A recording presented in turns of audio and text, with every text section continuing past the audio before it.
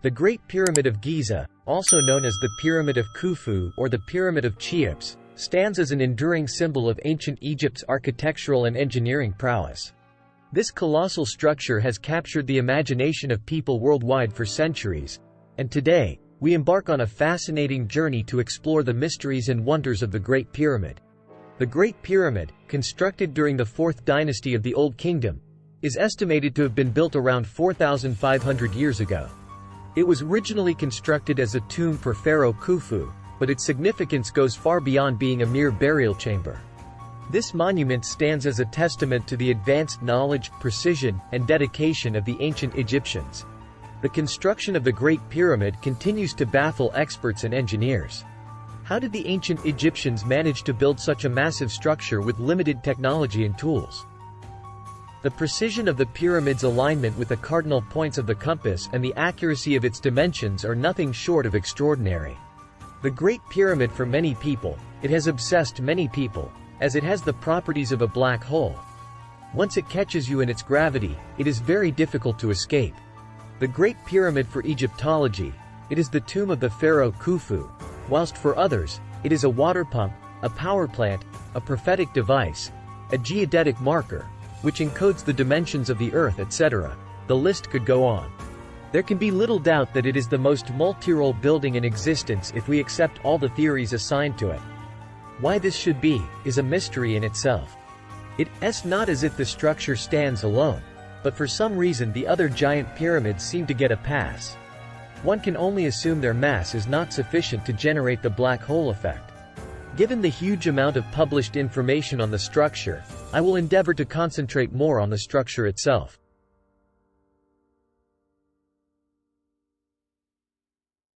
Exploration. The story of the Great Pyramid's exploration begins not in the modern era, but in antiquity itself. The discoveries began since the 5th century BC at the hands of Herodotus, the Greek historian, and continue to this day.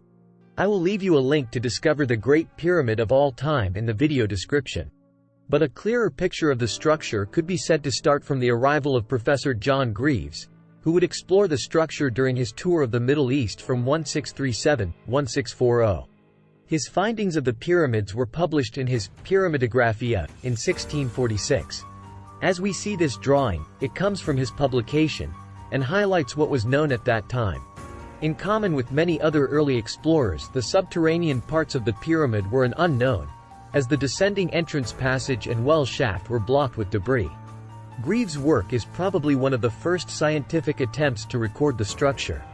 Further degradation of the structure has occurred since his time, for Greaves tells us that he and 2 friends climbed the pyramid to count the steps.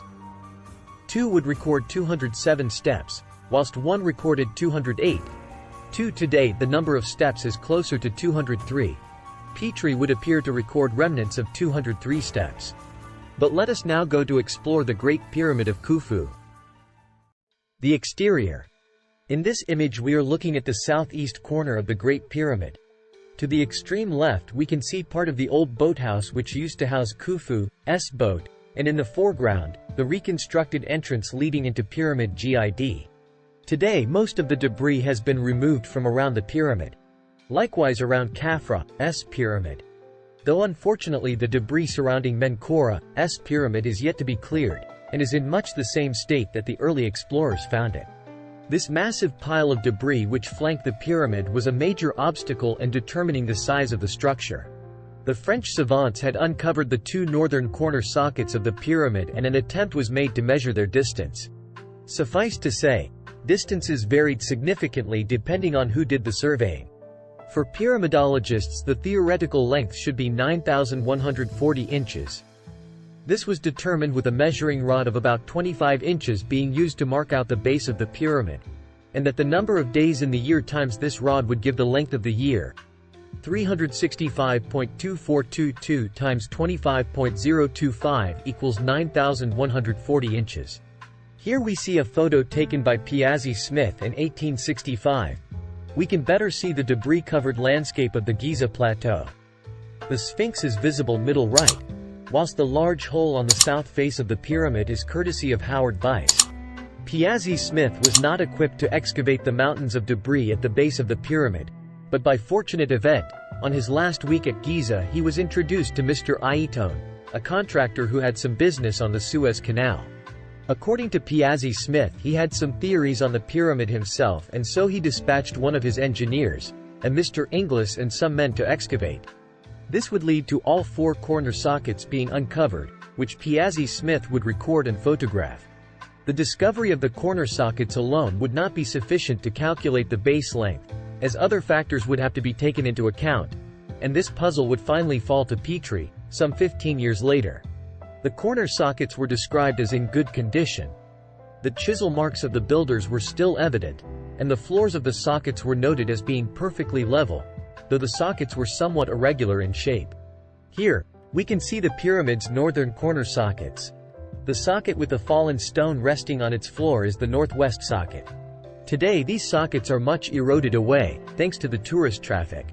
Piazzi Smith would assume that the corner casing stones would fit inside these sockets, and given the huge amount of debris cloaking the pyramid, it would seem a fair assumption, given the limits that he could achieve during his stay. Distances between the sockets varied between sources, some larger and some smaller than his theoretical 9,140 inches. But he was under the impression that if it could be accurately measured, it would agree to his theory. Here, we can see the surviving casing stones sitting on the pyramid platform. Petrie was somewhat lucky in his excavations, for on arrival some contractor had removed the casing chips from the north face for road repairs, and exposed Vice-S casing stones along with the pavement. Moreover, years earlier, locals had significantly reduced the amount of debris around the pyramid in order to obtain building material for their villages. This would greatly help Petrie and allowed him to sink numerous shafts throughout the remaining debris on all 4 sides, in an attempt to find further casing or pavement. Further pits and trenches were dug to find the outer edge of the pavement. In short, Petrie tells us that some 85 shafts, pits or trenches were excavated around the Great Pyramid. The data obtained from these numerous excavations would allow Petrie to finally solve the base size of the pyramid. Petrie's extensive surveying of the size of the pyramid base at pavement level would give a mean value of 9,068.8 inches, significantly less than the 9,140 inches required by the pyramidologists. Moreover, even the socket sides given by Petrie would fall short of the desired 9,140 inches, with the longest socket side given as 9,130.8 inches and the shortest socket side given as 9,119.2 inches.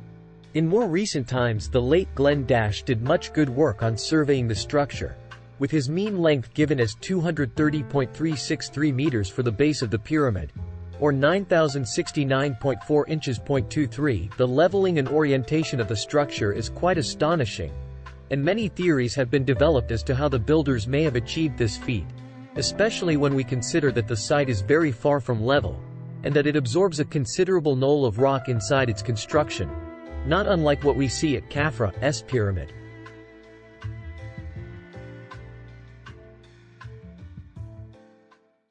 Given that we have as close a base length as we are likely to achieve for the Great Pyramid, we next turn to its probable height.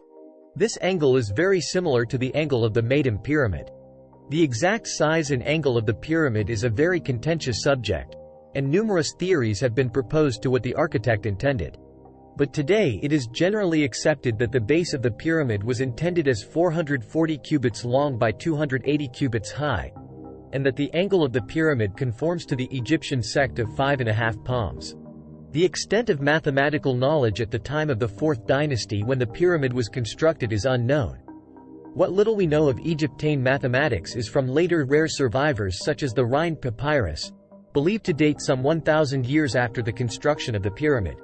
In this mathematical papyrus, several areas of mathematics is dealt with, not least, techniques for determining the slope of pyramids. The term used is sect, which in modern terms we could describe as a simple run and rise ratio. The sect angle was basically determined by the horizontal displacement against the height of 1 cubit, which contained 7 palms. So in the case of the Great Pyramid, the sect which compares closest to the angle of the pyramid is 5.5 palms.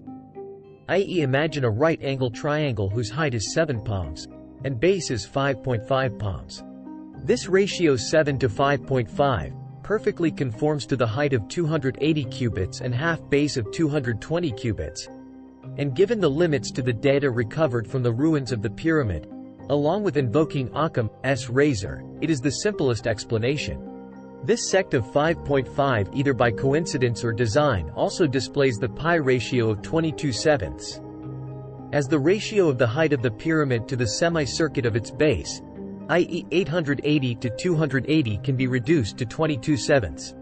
This ratio was first assigned to the Great Pyramid by Taylor, though Agnew had assigned it earlier to Menkaura's pyramid. 0.25. This ratio has inspired further inquiry, and it now seems that every mathematical constant or irrational number can be displayed by various aspects of the structure, by numerous prospector.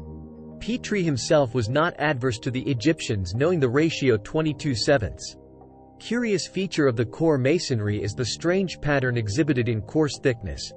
Here we see several thick courses which are followed by gradually smaller courses, which then meet a significantly thicker course, and then the pattern repeats. This pattern Petrie would suggest was connected to the base area of the pyramid. He states, beside the level of the king's chamber, signalizing where the area was a simple fraction of 1/2 of the base area.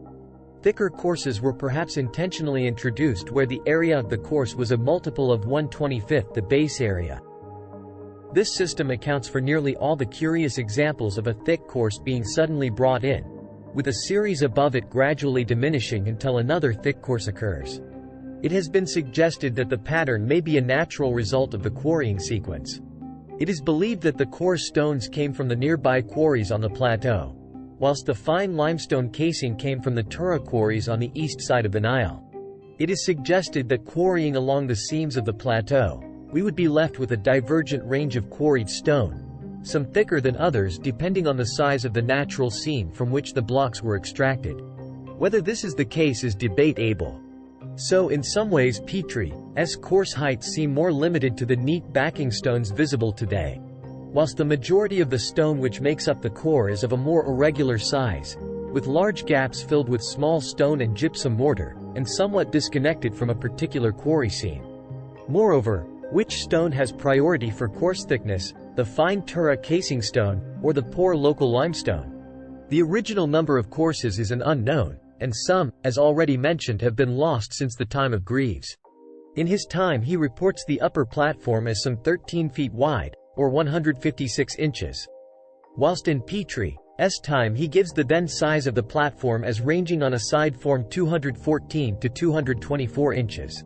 From Petrie's Plate 8, the 203rd course top is 5,451.8 inches from the base, or some 324 inches from Petrie's theoretical height for the pyramid of some 5776.0 plus or minus 7 inches. Not surprisingly, the upper courses are built of more manageable sized stone, with the top 6 courses ranging from 21.4 to 22.8 inches in thickness at the northeast, giving a mean thickness of 22 inches. A major unknown is the size of any pyramidion. With few surviving examples, it is difficult to suggest what sized pyramidion was fitted. The reconstructed one by the Red Pyramid is about 1 meter high, whilst the impressive one found by the Black Pyramid is about 1.3 meters, 51.2 inches, high. If we added a further 12 courses of 22 inches, this would leave 60 inches, 1.52 meters, for a pyramidion.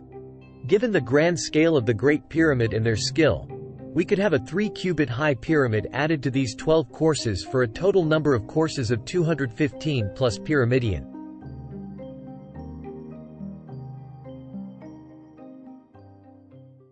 The entrance and descending passage. In ancient Egyptian units we are looking at a passage 2 cubits wide by 2 cubits 2 palms high, or 56 by 64 digits 34. Even in this simple dimension one could look to find a pi connection, as 64 to 56 equals 22/7 minus 2. This passage dimension is not unique to the Great Pyramid, but can be found in several of the pyramids at Giza. Moreover, it existed before the Great Pyramid, as it is to be found in his father's Red Pyramid at Dashur.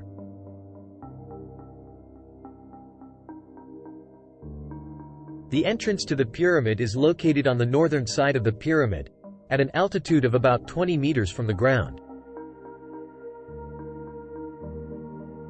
Using the size of the passage along with its inclination and face angle of the pyramid, Petrie could calculate the height of the casing stone required at the entrance. Petrie noted that at the 19th course is a sudden increase of thickness, none being so large for 11 courses before it and 14 after it.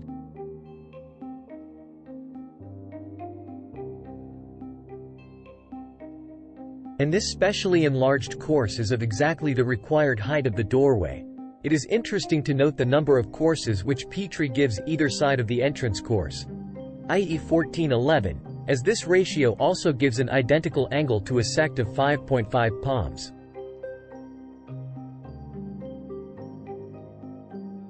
The entrance opening seems to have been protected by a series of large pent limestone beams.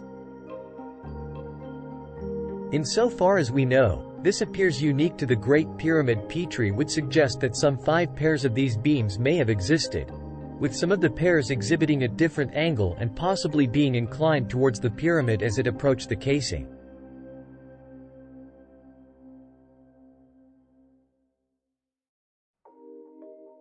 Here we see a drawing of the entrance from pairing. S. Plate 13. C is one of the large ceiling stones, which form the roof of the descending passage, and these large stones are laid edgewise. Piazzi-Smith described the roof stones as, "These blocks of stone do not seem of so hard and dense a quality as those of the side walls. And these again are inferior to the floor stones. Which floor, therefore, seems to have been meant to stand work." Block C appears to be 2.75 meters high, 38.2 to 38.7 inches thick, 0.97 meters, and about 3.65 meters wide. Such a stone amounts to around 9.7 cubic meters, and if we allow 2,600 kilograms per cubic meter for good quality limestone, we are looking at some 25 metric tons. It might be the case that such edgewise stones extended along the descending passage, and according to Smith's table of roof joints, the thickest roof block is the 4th stone below the one above, which he gives as 66 to 66.4 inches thick, 1.68 meters. Such a block, if it maintained the width and height of C, would weigh in at some 44 metric tons. The limits of stone B is suggesting that it is about 1 meter high, and extends back some 2 meters, before we reach area A. It's very difficult to grasp the masonry layout from this image. Ideally, the whole area needs to be more forensically examined to determine masonry layout. In this view, we are looking down from on top of stone C. Here we can see the wooden walkway and handrails which provide sure footing into the original entrance. Either side of the walkway we can see some of the surviving wall masonry of the descending passage, which in this location consists of 2 courses, and is made of fine limestone, whilst either side of these wall courses we find the poorer quality core stone.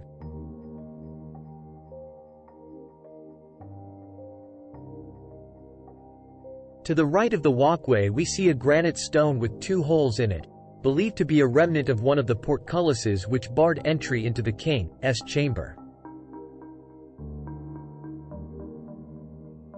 This granite stone sits on a broad bed of fine limestone, often termed the basement sheet, some 398 inches wide and 30 inches thick, and on which the passage wall stones also rest.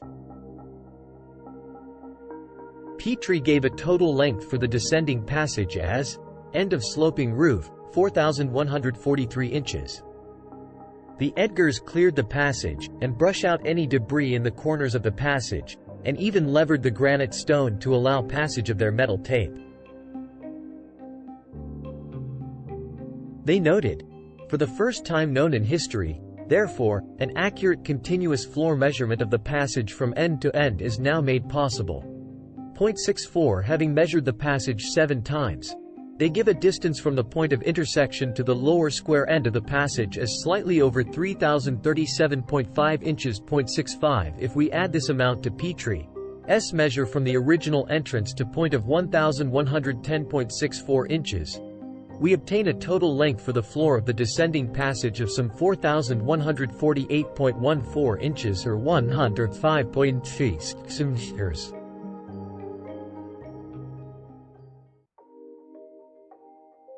The subterranean chamber. At a depth of more than 30 meters below the base of the pyramid, the descending corridor turns into a horizontal one and goes into an subterranean chamber, the purpose of which is rather unclear. The chamber is not finished and there are no blocking blocks at its entrance. In addition, there was never a stone sarcophagus in the chamber that could not pass through a narrow entrance. An unfinished dead-end passage leads south from the southern wall of the chamber. Many experts believe that the subterranean chamber is the original, ultimately unfinished and abandoned burial chamber. The chamber was intended as a backup in case the pharaoh died before the actual burial chamber in the upper part of the pyramid was completed. However, R. Stadelman believed that the subterranean chamber is a symbolic cave of the god of death Sokar, whose main and, perhaps, even the original place of worship was not far from modern Giza. From this point of view, in the tomb, the buried pharaoh was supposed to symbolically unite with Sokar. And according to Paring, that there is a lower passage cut through the bedrock in a subterranean chamber. We owe it to the efforts of Caviglia in March 1817. Paring did not know that Davison had partially entered the subterranean chamber. The subterranean chamber was not finished, nor was the small passage running south from it. Some Greek and Roman letters crudely painted on the ceiling with candle smoke were discovered when the chamber was first opened. These inscriptions appear to have been of little or no significance, and, with the exception of one or two examples, were illegible. The ceiling of the subterranean chamber is at a depth of 90 feet 8 in, 27.64 meters, from the base of the pyramid. The north wall of the chamber is 8 feet, 2.44 meters, north and the east wall 25 feet 11 in, 7.9 meters, east of the center of the pyramid. Caviglia found an excavation 5 feet, 1.5 meters, deep approximately in the middle of the chamber floor, after which, under the direction of Mr. Salt, he expanded it to a depth of about 10 feet, 3 meters. This pit was greatly enlarged and cut deep by Colonel Howard Weiss to ascertain whether any chamber existed at the same level as the waters of the Nile. The height of the subterranean chamber reaches 5.3 meters, its length extends to 14 meters, and its width reaches 7.2 meters. Limestone was used as the casing material. The Grand Gallery. The Grand Gallery is surely one of the more perplexing spaces inside the pyramid. The effort to create it would rival and possibly surpass the construction of the King's 90 chamber. And yet this vast space is often quoted as being a storage ramp for plugging stones, which when released would trundle down and fill the ascending passage, and thereafter leave a huge empty space of fine masonry with no other apparent role. It seems to defy logic that such a large and difficult undertaking was built merely to contain plug stones, and given the length of the Grand Gallery we would certainly expect more than the 3 granite plugs which we see today. Of course, the explanation is given that the remaining plugs behind the granite ones would be conveniently made of limestone, and these were simply broken up by the violators. But would this be the method? Anyone hacking at these plugs surely ran the risk of being crushed by the mass of the plugs bearing down on them. Why not bypass the plugs by cutting into the soft limestone of the passage walls? In recent years, the Scanned Pyramids project has detected what appears to be a large void above the Grand Gallery, which appears to run the length of it, though it is not sure if this anomaly is horizontal or parallel to the gallery. Given the size of the gallery, this void may simply be a relieving space made of pent beams to divert the overlying masonry around the gallery. If such is the case, it further increases the complexity in the creation of the Grand Gallery, and all for the storage of plug stones. Why not simply plug the upper end of the descending passage, and fit a series of portcullises in the ascending passage, and fit a concealing stone in the ceiling of the ascending and descending passage junction? As we will see, there are many illogical features of the Grand Gallery that defy explanation. As we enter the Grand Gallery from the ascending passage, we find that the floor of the ascending passage continues for a distance into the Grand Gallery. The horizontal passage floor which led to the Queen's chamber was some 6 inches higher than the end of the ascending passage at the north wall of the gallery, and this added to the vertical height of the horizontal passage of 47 inches, agreed with the vertical height of the ascending passage. so it appears as if the architect has kept the top of both doorways at the same level. Here we are looking south with the ascending passage. We can see the gate which closes off the horizontal passage which leads to the Queen's chamber. And above the gate we can see the start of the gallery floor, which has a cutout at its end, which is thought to have received the platform that bridged the gap, and that said platform was supported by crossbeams inserted into the side walls. The holes of some of them can be seen in the photo. This floor maintains the 2-cubit width, as does the Queen's passage. But either side of the gallery floor we have 2 ramps which run from the north wall of the gallery and terminate against what is often termed the Great Step at the south end. This step, according to Petrie's calculations, is vertically aligned with the apex of the Queen's chamber and denotes the pyramid's EW axis. The ramps are 1 cubit wide, which gives the width of the gallery as 4 cubits. The length of the ramps, which is effectively the sloping floor length from the north wall to the Great Step, is given by Petrie as 1,815.5 inches or 88 cubits 112. This 88 cubits would equate to 1/5 of the pyramid's base length, and if we add this to the 72 cubits of the ascending passage and 200 for the descending passage, we get a total of 360 cubits. Could the sloping passages denote the Egyptian year? Along the top of each ramp we have numerous holes cut into them, and above these inset stones have been placed, except for the 2 sets of holes at the north end. These holes also display a strange pattern. The width of the gallery diminishes from 4 cubits at its base to 2 cubits at the ceiling.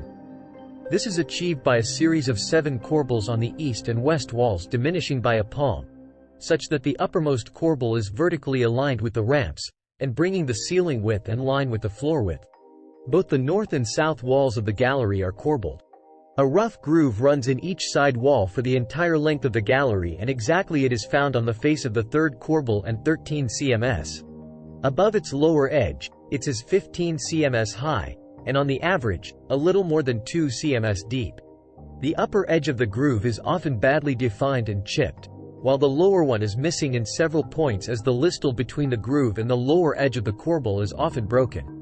It was certainly made after the dressing of the walls, as indicated by the chisel or pickhammer strokes.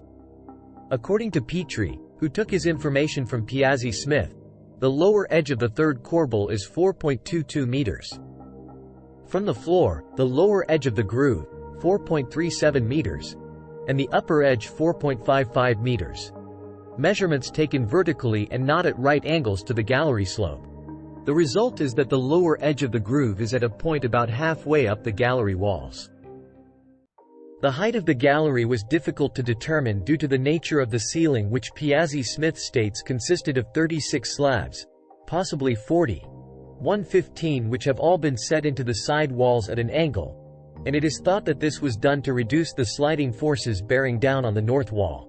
The ceiling slabs appear to have been set into ratchet-type cuts in the walls, with the walls themselves likely varying in thickness and being bonded into the core masonry, and thus reduce their pressure on the north wall of the gallery. The north wall masonry is reported to have been built of particularly large blocks, and again this seems designed to resist any sliding forces. The nature of the roof provided a wide range of measures, with the mean being given as 339.5 inches, 8.62 meters. Here we are looking up the Grand Gallery. Today the visitor has secure wooden boards to walk on along with handrails. The arrows point to the lower edge of the groove in the third corbel, which is in better shape than the upper edge of the groove, which is badly damaged. The function of this groove is a mystery, but it is strange that the upper edge of the groove is significantly more damaged than the lower. The only thing I can suggest is that wooden panels once slid into these grooves, creating a false ceiling. At this height in the gallery, the corbels reduce the width by the groove to 3 cubits 1 palm, 1.65 meters, and given the height of the groove of about 15 centimeters, the panels should be stiff enough to bridge this gap in such a shallow groove. Here we looking down the Grand Gallery. The wooden boxes sitting on top of the ramps are connected to the Scan Pyramids project. A significant amount of repair work has been done in modern times, and many metal clamps can be seen under the corbels. The condition of the masonry is certainly not in the condition that we see inside the Red Pyramid, and it is likely that originally the Grand Gallery was just as fine as we see inside the Red, which has been largely protected from human visitation. Indeed, the jointing of the masonry is excellent, as George Hart would highlight. Yet in this vast area of masonry you cannot find even less than a millimeter of space between the joins of the limestone blocks. At the upper end of the Grand Gallery we can see how the ramps abut against the Great Step. The left image was taken by the Edgar S. and shows the damage to the step, whilst the right image highlights the modern repairs. One of the ramp holes is just visible in the lower right-hand corner. The Great Step is some 4 cubits wide and extends back 3 cubits, where we meet the doorway, which gives access to the antechamber, which contained the granite portcullises. The breaking up of these portcullises likely attributed to the damage that we see, especially if granite fragments were carelessly hurled down the gallery, taking bites out of the limestone as it went. As well as the 27 holes which exist in each ramp, we find 2 holes cut into the southern corners of the step, giving a total of 28 holes on each side of the gallery. Looking up the east wall from the Great Step we can see an opening by the ceiling, which was entered in modern times by Davison. This opening leads to a tunnel about 7.35 meters long which enters the space above the King's chamber. To summarize, the Grand Gallery is 8.74 meters high, 2.1 meters wide, 46.7 meters long, and its slope angle is 26.28 degrees, and the fine limestone was used in the casing material. We hope you've enjoyed this incredible journey through the enigmatic world of the Great Pyramid of Giza. But guess what, fellow adventurers? Our exploration is far from over. Stay tuned for part 2 of our Great Pyramid adventure, where we'll delve even deeper into the mysteries, uncover more secrets, and bring you closer to the heart of ancient Egypt than ever before. We're excited to continue this incredible voyage with you. If you're as captivated by history and exploration as we are, don't forget to subscribe, like, and share this video to spread the wonder. Keep those notifications on so you won't miss the next installment of our journey. Until then, keep your curiosity alive, keep exploring, and get ready for part 2 of our adventure through the ages. See you soon!